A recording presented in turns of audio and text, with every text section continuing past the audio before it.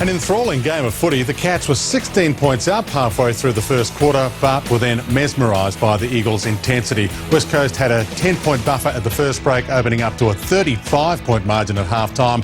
But this is Geelong, and they hit back in the third to only trail by 11 at three-quarter time. A terrific final term had the 40,000-strong crowd on the edge of their seats as the Eagles held on for their 10th win of the season, 14-12-96 to 13-10-88. A dominant first term from the Hawks had them 24 points clear at quarter time, and though the Lions were brave, they couldn't quite get the momentum to swing their way. The margin was whittled down to 13 points at the main break, but the Hawks got the job done after half-time. The final score, 16-9-105 to 9-9-60. Much of the night, the Tigers getting off to a good start and holding slim leads at every change. However, the Bombers had begun their charge late in the third and in the fourth. They just kept Richmond goalless while surging ahead with 7 goals of their own to run out winners by 39 points. The final score, 15-15-105 to 9-12-66. A 3-goal deficit at quarter time didn't seem insurmountable for the Roos, but what followed certainly was. North Melbourne managed just 2 more goals for the game as Collingwood systematically set about crushing the life out of them. A 46-point lead at half-time became 81 points at three-quarter time, and they finished with a 117-point victory, the margin breaking a 74-year record between these two sides. The final score, 22-15-147 to 3-12-30.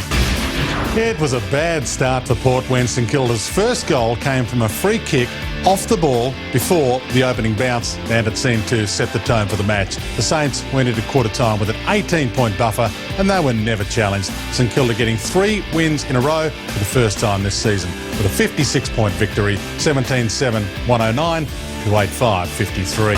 A tense but terrific match. The score was locked at 2 goals apiece at the first break before Carlton grabbed the momentum early in the second to get out to a 27-point lead. But the Bulldogs pulled the margin back, and the main break saw the Blues with just a 2-point buffer. The Dogs could smell a win though, and after half-time they played with a newfound enthusiasm, kicking 8 goals to 3 in the second half to get their 4th consecutive win. The final score, 14-12-96 to 9-15-69.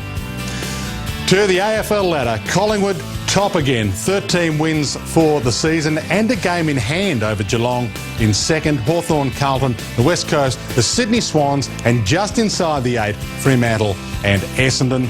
And just outside the 8, it's getting tight. The Bulldogs, Melbourne, St Kilda still a chance. North Melbourne with a huge game this week. It's going to be mighty tough for Richmond, Adelaide, the Brisbane Lions, Port Adelaide and the Gold Coast.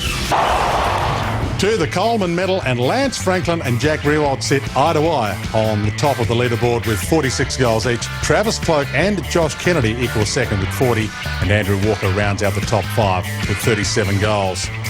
To this week's matches, and it starts on Friday night, Essendon and Adelaide from Amy Stadium. On Saturday on Fox Sports, Richmond and the Gold Coast. Carlton face Collingwood in what looks like being a sellout with over 90,000. St Kilda and the West Coast in a huge game for both clubs on Fox Sports, and Melbourne and Port Adelaide meet in Darwin.